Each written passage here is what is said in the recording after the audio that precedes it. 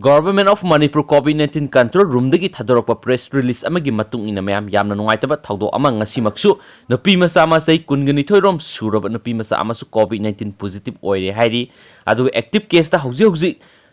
COVID-19 na halaba Manipur miyoi manga Sukhre aduga hanagi nakhiba miyoi ani duga Punna Manipur COVID-19 na nahankhiba miyoi masing tare Sukhre aduga marks jenims ta test tawbada positive oire habis khangakibani su hairi aduga marks Chennai digi halakpa miyoi amani su sigi press release gi matungina phongdoragli aduga marks government arrange tawba train da tongakpani su hairi aduga mana quarantine tawba mpham sina Stephen school psychota lebisra quarantine tawre hairi aduga megi tang 13 da magi fever lakpa hore adugi matungdagi di marks district hospital Chuchampur khalakanda COVID-19 isolation facility lebda pusile adugi matungna maki sample si numitumak tuda jenims ta thare sample gi test to aduga loira matungna hajigi result du di ma'am ngasi evening da phangbane su hairi aduga maru oiba paw update lakpaga IP ngamna bo hona jarake aduga ma'am adu puktinga minisi share video si matang sa losin jaragen thank you aduga ma'am na ina pabda lan ki sukhibe ma'am yorship ma'am na ngakpigani